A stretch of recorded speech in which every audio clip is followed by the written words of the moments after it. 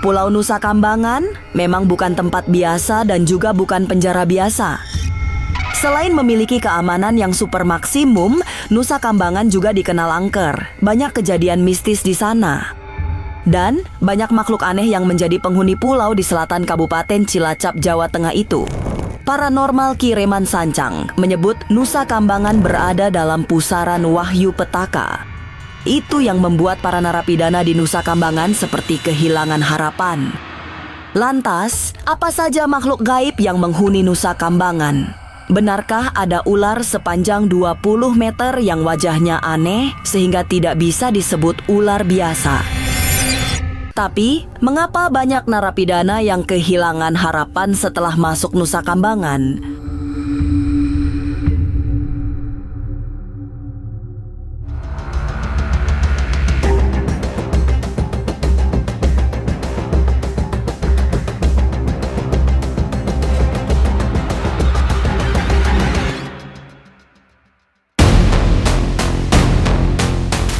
Mengerikan, penjara Nusa Kambangan dikenal sangat mengerikan dalam teropong batin dua paranormal.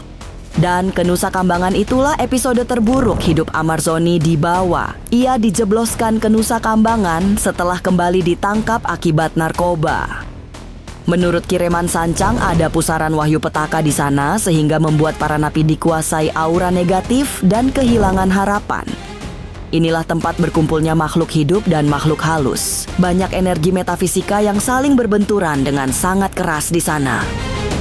Sosok-sosok yang menghuni Nusa Kambangan juga bermacam rupa dan bermacam jenisnya. Semua memberi pengaruh negatif. Tapi benarkah ada makhluk sejenis ular tapi berwajah sangat aneh? Apa yang membuat banyak narapidana kehilangan semangat hidup setelah masuk Nusa Kambangan? Masa depan memang misterius dan penuh tanda tanya. Tak usah menerka-nerka, karena was-was akan menerawang kehidupan selebriti serta mengungkap asmara, karir, dan peruntungan.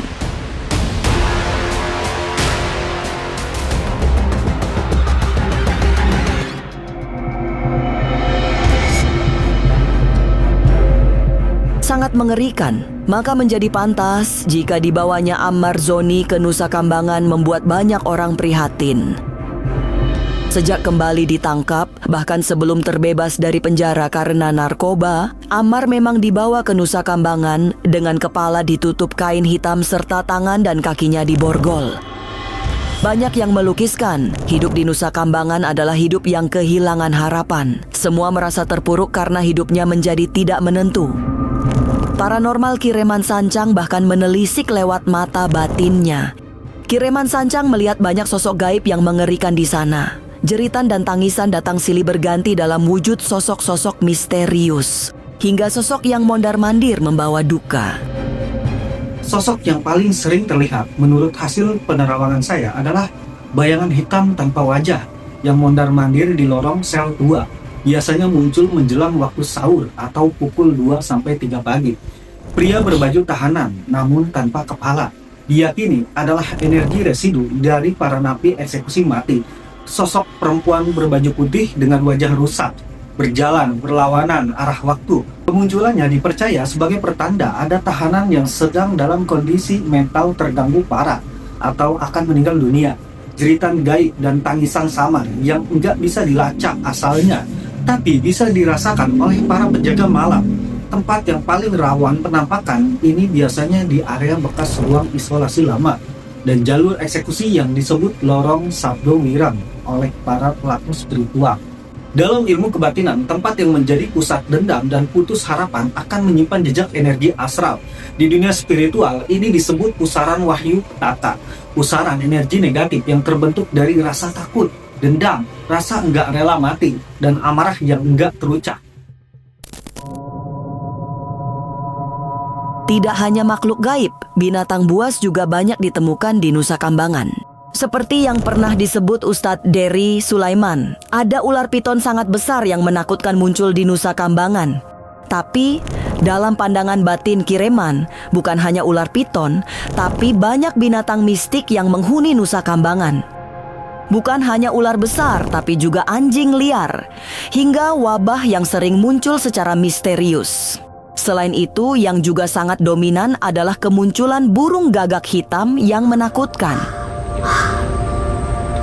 Ular piton adalah manifestasi gaib yang sering muncul di tempat-tempat angker.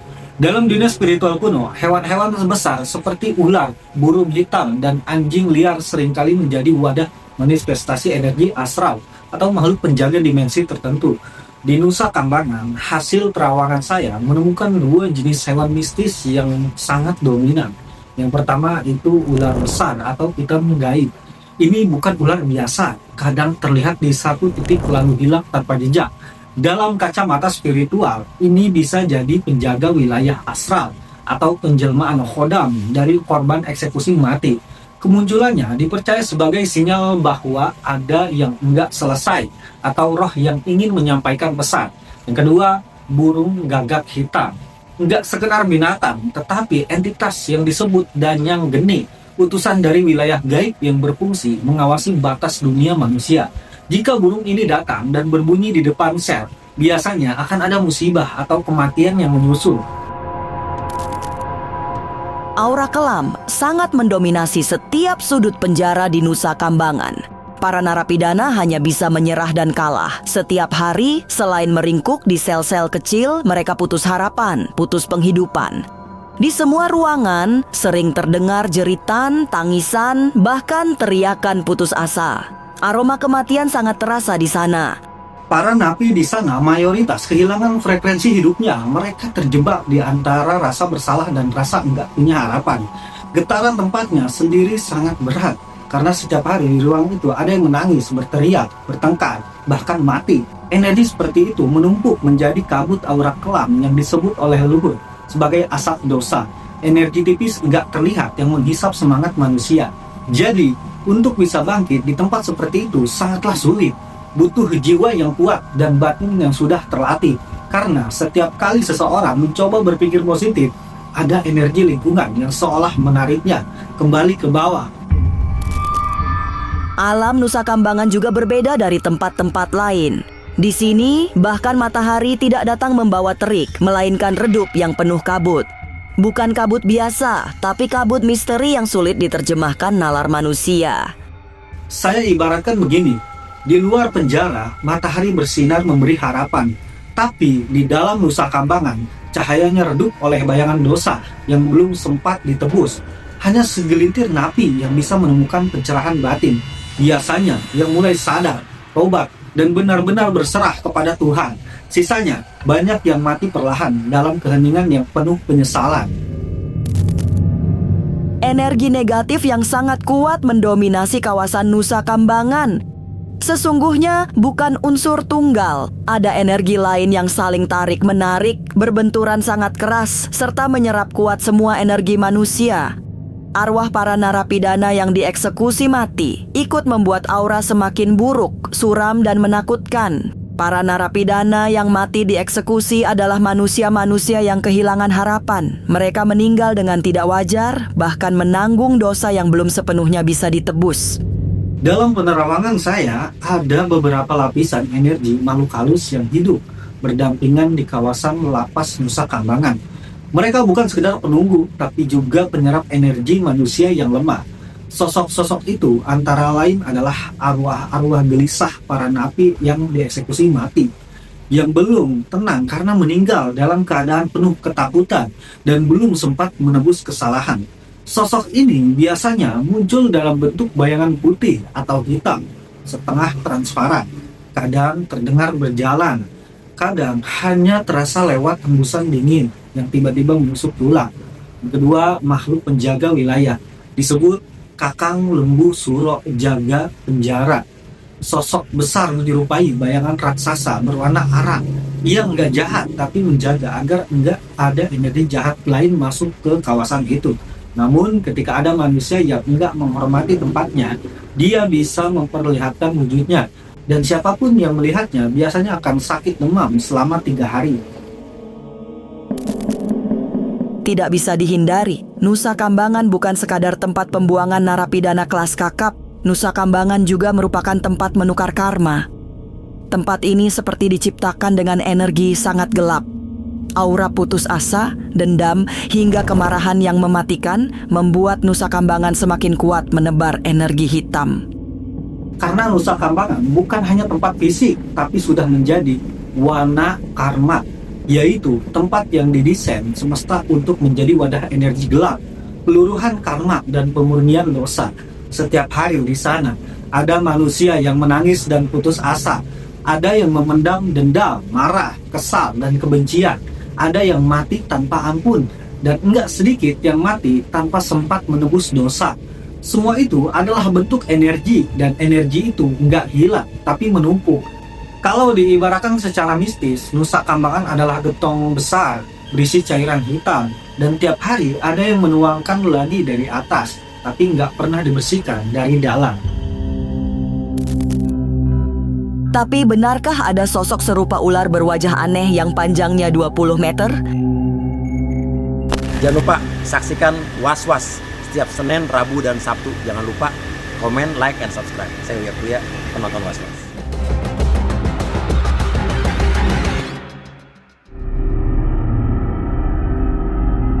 Nusa Kambangan bukan hanya tempat narapidana menebus kesalahan. Menurut paranormal Ki Demang Banten, ada titik yang sakral. Semangat dan harapan hidup sudah sirna di sana karena para narapidana memang telah kehilangan segalanya. Hidup hanya menunggu ajal datang dalam suasana tragis. Saya melihat Nusa Kambangan adalah lokasi yang sangat sakral karena aura tersebut diciptakan oleh sebuah perasaan. Entah perasaan yang mereka rasakan saat ini ataupun sebelumnya. Nusa Kambangan menjadikan salah satu tempat di mana para napi juga sama halnya. Mereka tidak bisa merasakan semangat hidup. Mereka juga tidak bisa merasakan aura-aura yang positif, udara yang segar. Karena tadi terciptanya sesuatu yang negatif karena atas dasar pikiran dan pekerjaan. Dan saya rasakan sangat besar sekali potensi aura negatif. Lokasi tersebut dijadikan adalah untuk orang-orang yang sudah tidak bisa ditoleransi lagi, atau orang-orang yang berkelasnya itu bukan kelas bawah lagi, kelas level atasnya. Ternyata bukan hanya sosok ular piton yang ada di Nusa Kambangan, juga bukan hanya ular siluman yang sangat berbahaya. Dalam pandangan spiritual Ki Demang, ada sosok serupa ular tapi bukan ular. Panjangnya mencapai 20 meter dengan bentuk wajah yang bukan seperti ular. Saya melihat gambar di sana tuh kayak ada semacam panjangnya itu kurang lebih, saya kalau hitung semuanya 20 meter panjangnya doang. Besarnya itu drum, tahu drum? Nah itu lebih besar lagi daripada drum, besar sekali, seperti ular seperti itu. Tetapi bentuk wajahnya itu aneh, tidak seperti ular. Maka saya mengatakan itu bukan sosok makhluk ular, tetapi sosok yang dia bisa miring seperti ini. Kayak ada tangisan sosok makhluk ini banyak sekali. Bahkan saya rasa bukan satu orang doang, dua orang aja yang pernah melihat banyak di situ. Karena mungkin sudah terbiasa mereka yang menganggap udah ini udah ada kehidupan seperti itu. Aura negatif, aura sosok makhluk tersebut diciptakan oleh si pengisinya. Pada akhirnya, Nusa Kambangan adalah tempat untuk pasrah. Tidak ada yang bisa dilakukan selain menerima kenyataan hidup yang pahit.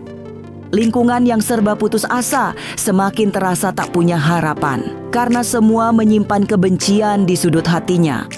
Apa boleh buat, aura negatif Nusa Kambangan memang sudah tidak bisa dinetralisir oleh apapun selain doa-doa dan kepasrahan total kepada Yang Maha Kuasa. Tawakal aja. Karena saya merasakan aura di sana. Mereka itu, para napi sudah tidak ada semangat lagi untuk bangkit. Karena lingkungannya satu mungkin dikatakan kumuh dan penuhi dengan kebencian, tangisan, harapan yang sudah buntu. Sesuatu itu kan tak akan hadir lebih banyak dari apa yang kita duga, apa yang kita kira. Dan hawa aura negatif yang ada di Nusa Kambangan sudah tidak bisa dirapikan. Selain berdoa itu aja. Nusa Kambangan memang menjadi tempat yang mengerikan, tidak hanya buat para narapidana, tapi juga untuk masyarakat umum. Tapi benarkah Nusa Kambangan juga membuat Amar Zoni kehilangan harapan? Mungkinkah sejak dibawa ke sana, hidup Amar semakin terpuruk? Sesaat lagi, Was-Was akan mengungkapnya. Tetap like, subscribe, dan juga share. Karena Anda patut was-was sebelum menyaksikan Was-Was.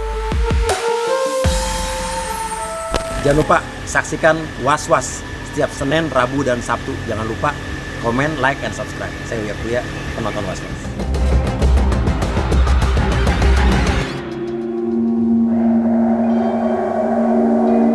Belum genap 1 bulan Amarzoni dipindahkan ke lapas Nusa Kambangan, tetapi aura kesedihan terasa sudah sangat menyiksa. Semua orang terutama yang mengenalnya menjadi ikut prihatin dengan kehidupan Amar yang semakin terpuruk. Di antara keputusasaan hidupnya, Amar sempat berkirim surat ke Ustadz Dery Sulaiman. Ia menceritakan jalan hidupnya yang makin tak menentu. Ustadz Dery ikut terpukul karena Amar harus dipindahkan ke Nusa Kambangan. Ya, kalau kata Amar di surat itu 2 bulan dia di sel tikus.